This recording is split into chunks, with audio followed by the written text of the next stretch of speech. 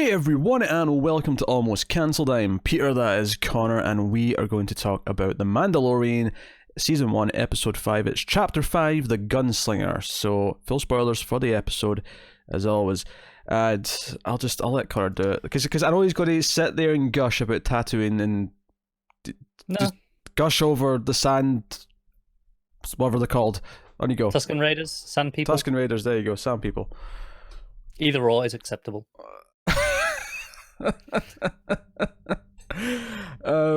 Yeah, so this episode, he ends up at Tatooine. He's looking for work. We even see the bar, the same cantina. Yep. From the original Star Wars. See how it's changed since the movies because of obviously the change in status quo. And he takes kind of a job from this kind of younger guy who isn't actually necessarily cleared by the guild to give jobs yet, but he kind of wants to like make a name for himself. So Mando kind of goes along with it, and they're tracking Ming-Na Wen's character, Yes. who's this really highly wanted assassin, and you know it becomes a bit of a standoff in the desert, and them having to try and like navigate because she's got a sniper rifle and she's kind of trying to pick them off, and there's some trickery, some speed bike stuff, and ultimately it kind of flips by the end, and this guy realizes who he's with and the bounty that's on the kid, because Ming-Na Wen tells him, and he tries to double cross him, and you could probably guess how that goes. It might not go so well. Yeah. The funny thing about this episode is that I have to echo some sentiments from last episode, and that it really needs some more time to let some things stew. But on a personal level, I will say I'm highly disappointed that Ming-Na Wen's character amounted to about 2 scenes. I will agree with that. I wasn't super into the new characters in this episode. The guy who was with them just kind of felt like he was, you know, you could tell he was there for the episode, or maybe 2 episodes at a push. And I say that because there was a point where I noticed that there was only a few minutes left, and I was like, oh, and you know, is he going to get away? And I was thinking, oh, maybe this will end in a cliffhanger. This will be more of a 2-parter, and the next episode will be about, you know, tracking him down and getting the kid back. But no, they wrapped the entire thing up in the next like 3 minutes. Yeah. The whole standoff scene happened, and they dealt with it. Which the standoff scene was fine.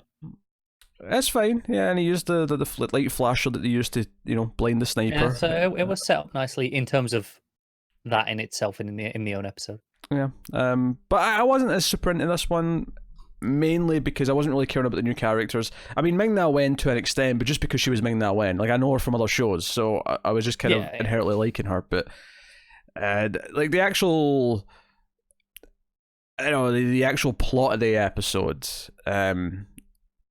was, I guess it was more synced into the overall themes of the show, in the sense that, okay, right, he's trying to work as a bounty hunter, but things are getting in the way. Like, his reputation of taking this kid and being wanted is getting in the way. So it does tell us something about the overall story in that sense. Yeah. But at the same time, I don't know if they really played up the, because I felt like this whole desert thing, we were like, okay, we can't get to her because she's a sniper and she's got a sniper rifle. And it's a desert, so it's pretty open. Yeah, we got this big empty space. Like, you know, how do we get to her?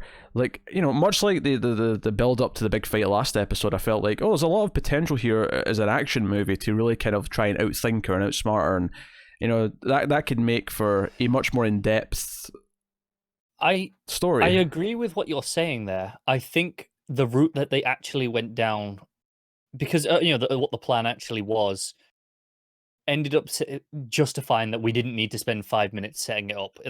You know, in the way that last episode could have used more time to set up, you know, the actual conflict itself. This one here, while I agree there was potential to do a different route entirely and really play with the desert space, because they went with, okay, we're going to do using the flares to blind her. Because they went that path, I feel like I didn't need extra time before it to set anything else up to, you know, to really, you know, kind of drive that home.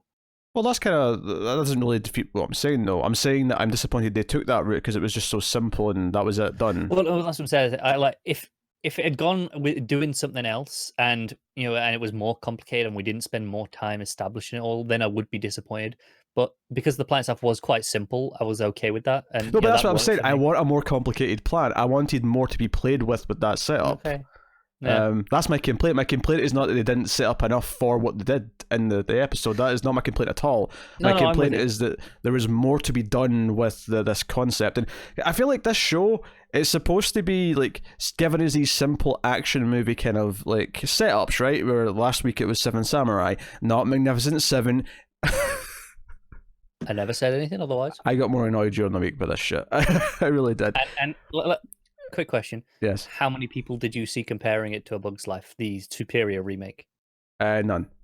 Well, internet has failed us. Well, no, what bothered me is that Newsarama, a publication, this wasn't just some random asshole on Twitter, a publication talked about how that episode of Mandalorian was following the format of the Magnificent Seven, and then in the same paragraph mentioned that Star Wars in part was inspired by The Hidden Fortress, a Kurosawa film, who also made Seven Samurai. So I couldn't wrap my head around the idea that they chose to reference Magnificent Seven when they also acknowledged in the same paragraph that Hidden Fortress is like... You can't even pretend that they just maybe they're unfamiliar with Kurosawa for whatever reason. Yeah. You know, like don't get me wrong, those people need to correct that. They're doing themselves a disservice in life. But if they don't know, they don't know, right? And that's fine. It's as much as we're kind of being snobbish and making fun of it, it's fine if they don't know. Well, I'll be snobbish. This person. Yeah, I know, but the fact that this person clearly did know who Kurosawa was and was aware of the filmography, right? Yeah, and the inspirations, so they should know better. Yeah, and there was also a thing this week that apparently some people are upset that they're even saying that the show is like a Western style. Like apparently, I saw someone complain that some other snob was complaining that people were calling it a Western and not a samurai story, and that is not my complaint. I want to make that clear. That Western and samurai stories are so intertwined in style that either one is applicable. Although, that said, I do think there's enough in the show to suggest that it does veer a little bit more towards samurai, but I wouldn't bite anyone's head off for saying that in general it's supposed to feel like a Western. I think the visual is enough to say, yeah, they're going for you go Western, right? I think that's enough to say out of the two to differentiate. The visual is 99% of the time the biggest difference anyway. Yeah, I think it's the character style and the plot that feels more I samurai to me. I mean, hell, we've been saying since like episode 2 that it's Lone Wolf and Cub, which is not a Western the last time I checked. No, it's not, and I agree. I think aesthetically, though, it is a Western, and given the themes and the core ideas between Westerns and samurai are so similar. This is back to the problem with Star Wars, isn't it? Is that it looks like a science fiction thing, but it's actually fantasy. Yeah, there we go. We're getting to the crux of it now. And now it's kind of this. It looks like a Western. It's nothing. The whole thing, the whole franchise is nothing but a filthy lie. Yeah, it's a filthy lie. I will say this is a more forgivable. I mean, if I say forgivable as if I bite people's heads off for calling Star Wars sci-fi. Do what you want. Honestly, just one thing. Based on everything I just said there, I would say this episode is more of a Western plot than a samurai plot. But that's I just want to clarify that this episode I would say does veer more towards Western. Yeah, but generally speaking, Westerns and samurais are so intertwined that there's a reason so many of them have been remade as Westerns, and they're virtually identical aside from the aesthetic and settings. Yes, because they're just the same for most. And there's a lot of Western elements that make their way back into samurai films after the fact as well. Absolutely, it goes both ways. And we're talking about some of the because Tara's watching the Lone Wolf and Cub. Or no, it wasn't Lone Wolf and Cub. It was the. I'm going to throw under the bus here a little bit. She was watching the recut American edits of them. Oh, right? Tara, come on. No. She claimed it's because she wanted to watch them while she was doing other stuff, but she's intended on watching the original versions later. But she was watching Shogun Assassin, which is what the recuts are called.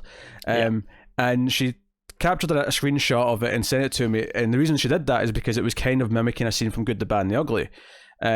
So it's funny that Fistful of Dollars was a complete remake of Yojimbo, Kurosawa's film, and then his third film, Good, the Bad, the Ugly, is getting homaged in a samurai film from the 70s, which is a little bit later than his film. So just to give an example of it going back and forth between... absolutely, they do, and which is why in this instance, I don't think it matters which one you refer to it as, right? Oh no, yeah, I don't care. That's what I was saying, that because I felt like people might lump me in with those idiots if I don't It's clarify not it. like any of those idiots who probably aren't listening, but if they are, it doesn't matter. What? I said though, I had more fun talking about this for the last 5 minutes than I probably will about any of this episode, because I don't think the episode is. I mean, it's not a bad episode, but it's also not particularly interesting. I don't think. I'm kind of with you. It just, they get to Ming-Na Wen, and she does the most obvious try to turn them against each other like speech I've ever heard in my life to the young guy, who kills her, says, well, yeah, you get good advice, but might as well leave you dead and go do this then.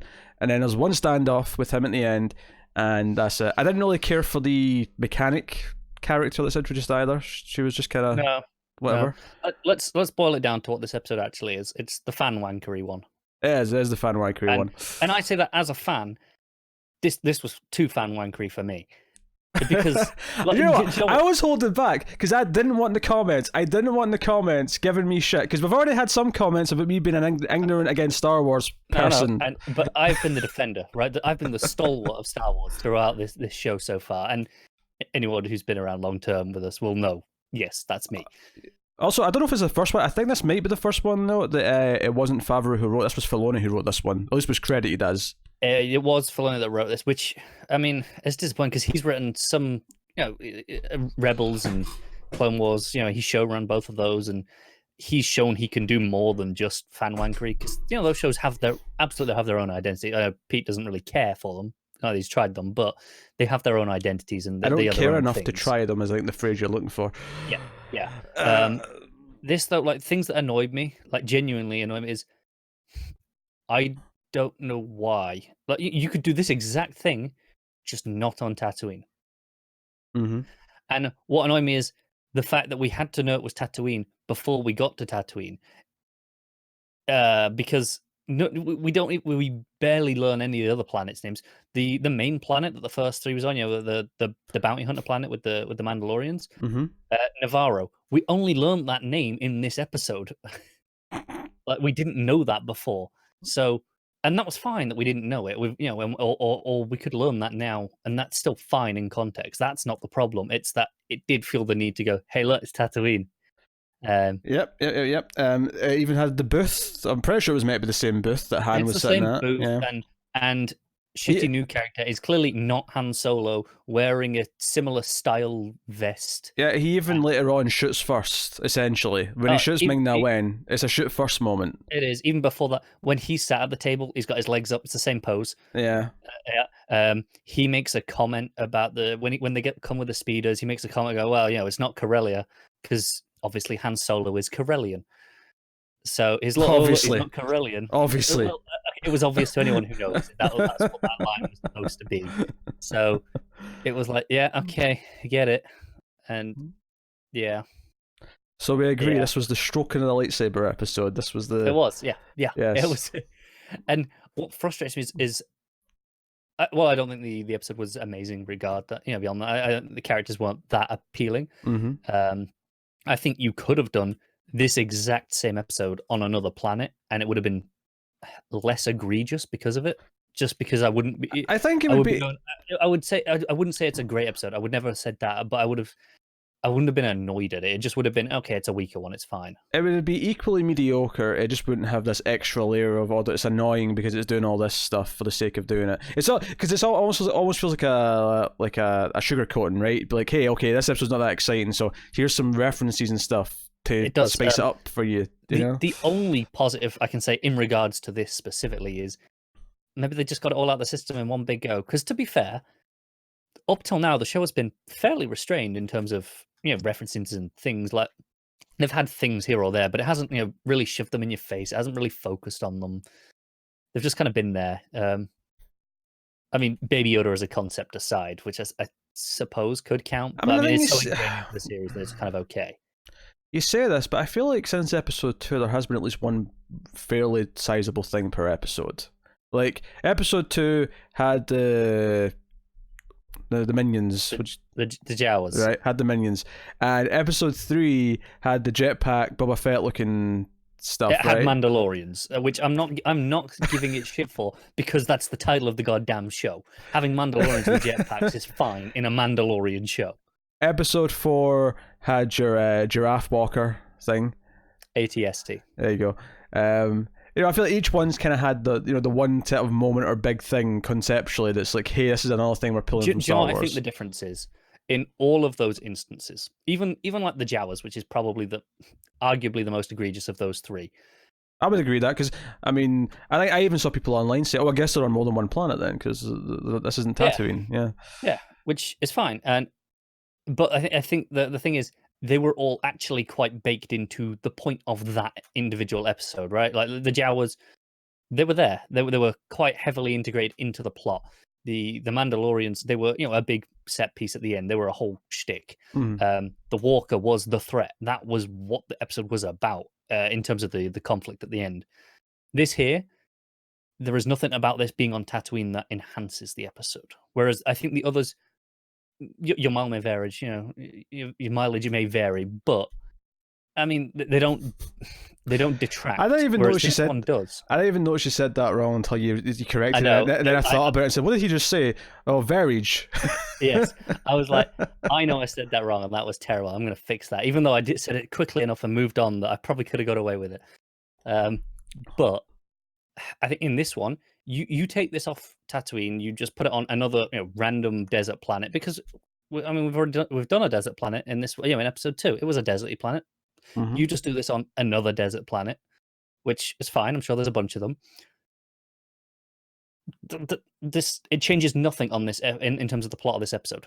It's just, it's another backwater planet, and you can do the same job. You can still do the same thing with the speeder bikes. You can still have the desert. You can still have the assassin. Everything, every character. I mean, we'd still criticize the characters and such, but you could literally do everything the same on a different planet, and it changes nothing of consequence. Whereas in all of the other episodes, I think it does. I think it massively impacts the experience overall. Notably, though, the most egregious one out of those that we mentioned, the Jawas, is the one that I could cut almost that entire episode out and feel like I missed nothing. It is, and you could argue that you could put a different race of aliens instead of the Jawas, but I think it was okay in that one because it's episode 2, and sure, it's Jawas. That if it was Jawas on Tatooine and everything else in the same episode, it would be a lot more annoying. But it's just Jawas. I'm like, okay, that's fine. Mm-hmm. Whereas this was, hey, look, it's Tatooine. Look, it's the cantina. Look, it's not Han Solo. Look, he's doing the pose at the table. It's the Tuskens. It's all this stuff. Yeah, it was so much in one go that it really kind of just killed a lot of the mood. Mm. And that's fair.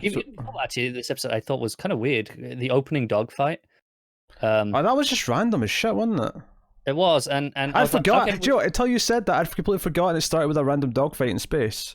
And I'm like, okay, this is fine. I'll go along with it. There's a dogfight, sure, whatever. And the other bounty hunter, he says, what is it? I'm bring you in cold or bring you in alive, whatever his line was. It was the same thing that Mando said back in episode 1. Mm. And he kind of shoots him because that's my line. I'm like, okay, that was a cheesier opening to this show than we've had in a while. Yeah, a bit on the cheesy side. Also, and obviously this has always been the case in Star Wars, but I'm finding the more Star Wars I see, the more it bothers me how much sound there is in space.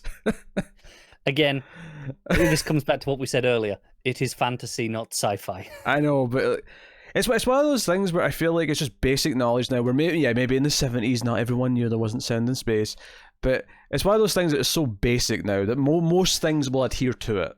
No, they will, but I like that Star Wars doesn't, because that would then feel like, well, why does it do it now when it didn't ever before?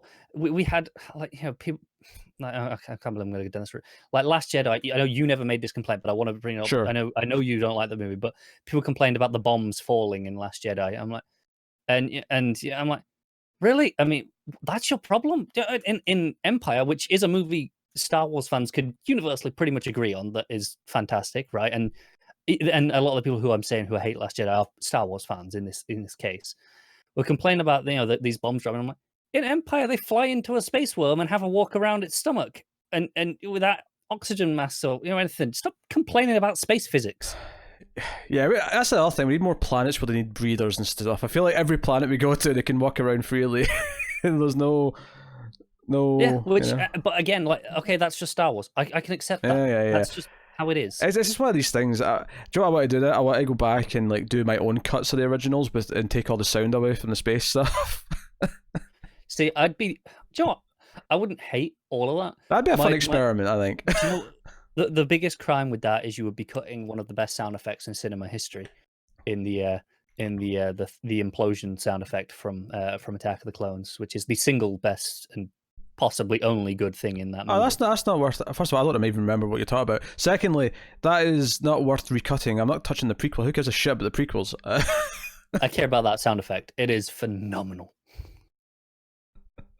I think sometimes when you reference the prequels, you underestimate just how much time it's been since I've seen those once. Sure, that sound effect. It was so good, and you know, it was things like, you know, the newer Battlefront games. I know you didn't play much of them, but you'd seen little bits here or there, I'm sure, trailers, adverts. Sure. I don't know. And that sound effect was used for some of the grenades in that game. So I was like, okay, you might be familiar with it, but it's really good. Nah. It was you know, that was Bert at the top of his game. It's fantastic. Did you just casually refer to the sound designer by his first name as if you're buddies? Is that what just happened? Surname. No, it's surname. No, it's all the same. It's a bit casual for my line. So, yes, I think it's this is a frustrating series to me, and it's got a lot of like big budget qualities that are why people who are into it are into it. But I do see a valid amount of criticism online as well. I don't think that I am necessarily in the minority with my critiques. I am seeing people talk about how this is kind of got a bit of an identity problem when it comes to, is it a TV show or a long movie? Is it this or is it that?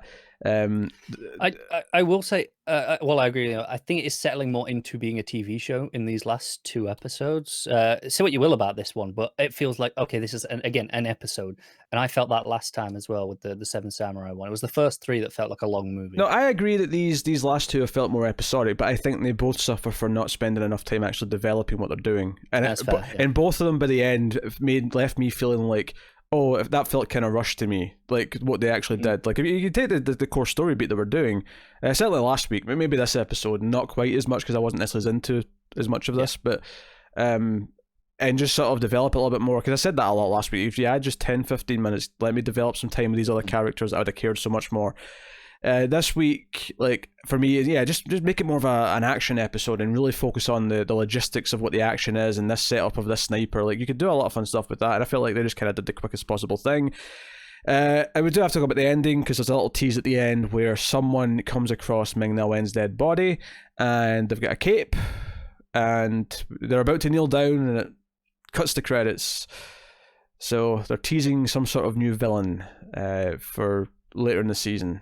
And I say later in the season, there's only 3 left. I don't know how long we're going to hold off on this character. Yeah, it's one of those where you say later in the season, because it's already renewed for a season 2, it might be more of a season 2 threat, which is okay. Yeah, they could reveal who this is at the end of the final episode, and then that's your season 2 comeback next year kind of tease. Obviously, there's a lot of speculation on the internet about who this could be. Is it someone everyone knows, you know, from Star Wars? And it may be. I think we have too little information to really speculate right now. Yeah. I mean, even for me, you've got no chance. Yeah. I mean, it's obviously Jar Jar, but other than that, yeah, there's no speculation to be had. I kind of love that, I won't lie. In not in a good way, though. Like in a, holy shit, screw it, why not? Oh, dear. Do you know what, like 10 minutes into this episode, not even that, I was like, oh, Pete hates this. You're walking through the streets of Tatooine. I was like, oh, yeah. Pete hates. This is what Pete was terrified of this show being. Yeah. I mean, I think at this point, I didn't hate it as much as you maybe think I would, just because, I don't know. Like, I just don't have the energy for the hate. Yeah. I just don't have the energy for it. Yeah. So, but I know this is, every time we spoke about this show before it came out, this is what you were imagining. It's what I hate about Rogue One. Every 5 minutes, let's make a reference to something because this core story is not enough to justify the movie on its own. I've added a little bit of a tweet thread today, not about Star Wars, but talking about movie franchises coming back and the problems with them.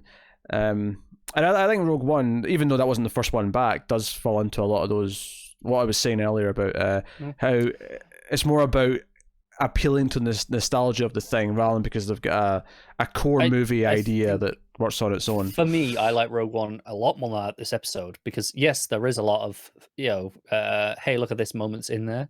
I like the core story a lot. I like the core characters a lot, which I know you don't, but that's that's the key difference as to why I like that movie. No, I don't like it because of the other little references. I like it in spite of those things. Yeah. But let's not go into Rogue One. We'll be here all day. Yeah, we'll do that when the Rogue One show is going to start. You'd forgotten about that, hadn't you? I did forget about that, yeah. I did. Oh, no. Oh, no. Oh. Fuck my life. All right, that's the Mandalorian episode 5, the Gunslinger.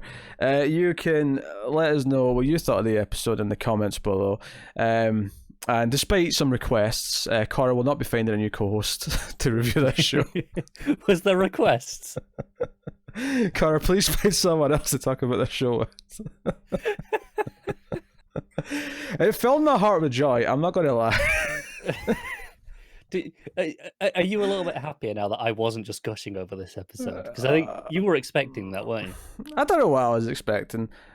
Because sometimes you're a bit of a mark for Star Wars, and you'll defend it kind of in the face of some problems. You'll admit some things, but you'll try and sugarcoat a lot of the actual other things, and it'll but no, you were suitably lukewarm. This is easily the weakest episode, and I have agreed this show has problems. It's not flawless by any means. I think mostly it's enjoyable, and pretty good. Mm-hmm. I think it's debatable between this and episode 2 for me, but I mean, at least I had some of the introduction to the Yoda stuff, which was I think I got a lot more enjoyment out of episode 2, and I think honestly that's one of this episode's biggest problems is they took away Baby Yoda, and there was a couple of handful of scenes with him there, but it took away the actual relationship of the two of them there, and him actually protecting Baby Yoda, which has kind of been the heart and the core of the show since that started. I'll give you a hot take. Baby Yoda's already more likable than actual Yoda. I mean, the internet might agree with you on that one. I'll go one step further, and this will be a hot take to Star Wars fans. The Dagobah scenes in Empire are the weakest part of that movie. Yeah, you're just wrong on that one. I'm totally right. All the stuff inside the tree cave is perfect. No.